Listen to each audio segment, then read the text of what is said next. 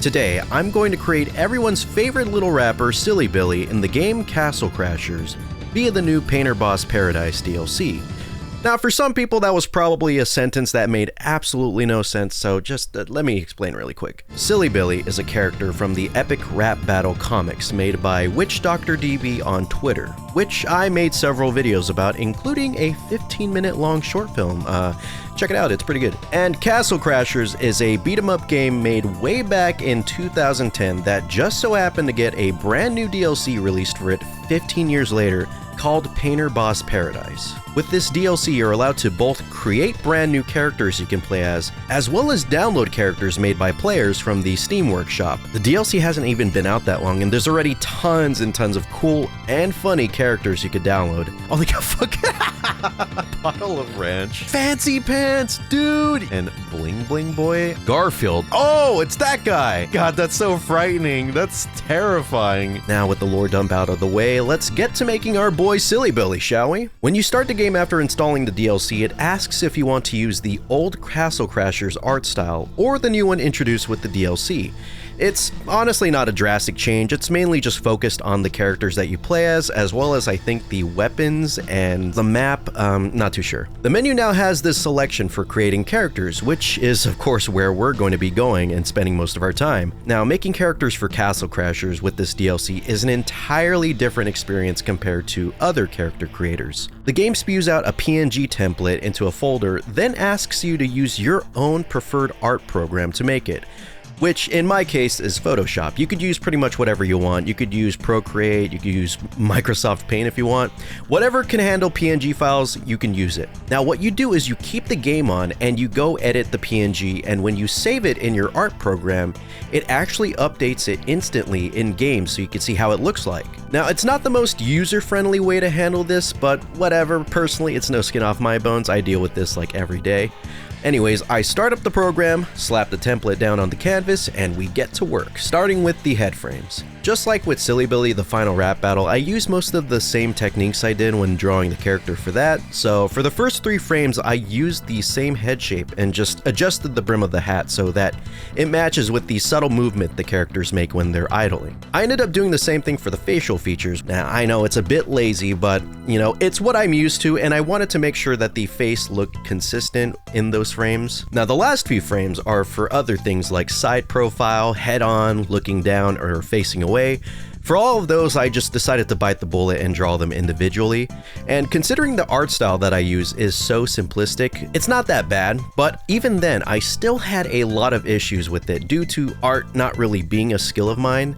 There was a lot of trial and error with this, as well as a lot of self-doubt, but I managed to push through. Now thankfully, the rest of the template did not take nearly as long as the head, and our next stop with this is the body. Compared to the heads, there is a lot more variance, so many different positions, situations, etc. that the frames are used for, and yet despite that, it was probably the easiest one yet. Now since the Silly Billy final rap battle art style is super duper simple, the body is literally just a white rectangle with a black outline, so I pretty much just traced around the outline that was provided on the template and sometimes adding a bit of zest to it, and in like 5 seconds I was pretty much done. Now after the head situation, this was honestly a breath of fresh air. Not much self-doubt here. What was also a breath of fresh air was the weapons situation. Not the movie, but the actual weapons that the character is meant to use.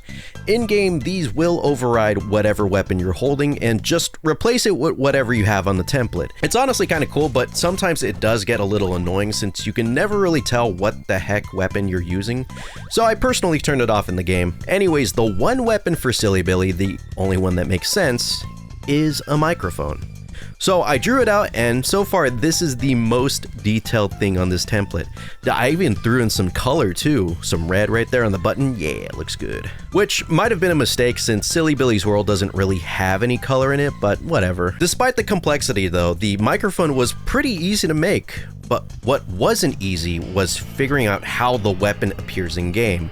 If you follow the template exactly, your weapon will show coming out right from the top of your character's fist, which can work, but with the way that I drew it, it almost looks like he glued it to the top of his fist. So I tried to get a little smart with it, and I cut like the bottom part off and moved it down and lengthened the rest of the microphone so that way it could touch the fist.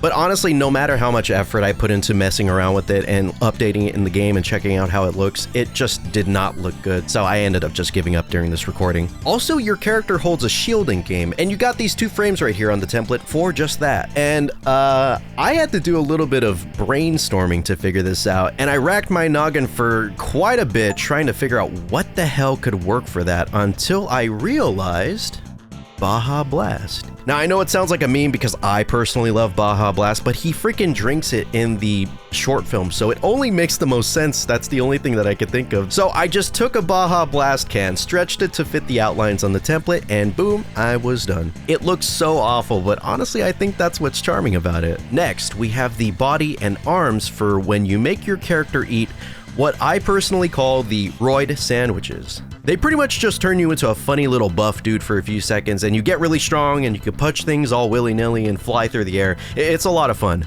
But yeah, there is much more going on in regards to the template here, especially the arms. But first, let's focus on the body. This one, like the normal body, was very simple. I just traced around the existing outline and filled it with white. I contemplated adding more like detail like pecs and abs and stuff, but I didn't really have much confidence in my art skills, so I just ignored it. Maybe I might work on it later on, but for now, I'm not really feeling like, like I could pull it off. Now, the arms. This is where things get really tedious. I mean, if you look at it, there's like 1,000 frames right here, which is probably why the template just has the pre-existing arms there in case anyone doesn't feel like drawing them. And originally, I felt like doing just that, but also, you likely noticed that there's no normal sized arms or legs for custom characters. And apparently that was done intentionally by the developers since it was just more complex than the head and body, like more frames and stuff. And there are actually talks to potentially allow people to make their own custom arms and legs, but right now that's currently not possible. And because of that, I thought having the arms stay the same would be more consistent, but damn it, where's the fun in that? So after thinking for a moment, I decided to have Silly Billy's arms rip his armor when he gets buff. So it makes a bit more sense when he shrinks back down, and I'm not gonna lie, I was very proud of thinking of this, which is funny because it's not even that ingenious, but I'm just happy I didn't take the lazy way out, even though I almost wanted to quit after the first few frames because man, that really was tedious. I'm happy I didn't though, because it does look pretty good. With the buff arms out of the way, the character is fully finished. Well, it's not entirely finished. I still have the profile icon, I still have the portrait when you're choosing your character, and also this weird statue thing. I don't know where this shows up at all. But after getting those things out of the way, now I could declare the character fully finished. Silly Billy looks amazing in-game. His design does conflict with the game's art style, but it's consistent with his design in the short film, and also I think it looks super duper funny that he stands out so much. And days later after I finished this recording, I went back into the template and added onto it a bit, like some minor shading and fixing some things that bothered me, like the microphone, as well as fixing the character portrait, which I honestly thought was god-awful the first time around. I just didn't want to waste any more time recording myself failing at it. New character selection portrait looks way better though. It's not entirely complete, especially if we're going to be able to edit the normal arms and legs down the line, but Silly Billy is ready and waiting for you to download him through the Steam Workshop. Remember though that you do need to have the Painter Boss Paradise DLC in order to even be able to get access to custom characters, but trust me, it's worth the $4. It honestly gave me another reason to go back to Castle Crashers, and I'm really surprised to see how well the game holds up. And also I have to thank it for giving me a reason to be creative, which kind of fits with the game and its Newgrounds background, which is a place where you're encouraged to be creative and share your stuff. Okay, that's about it.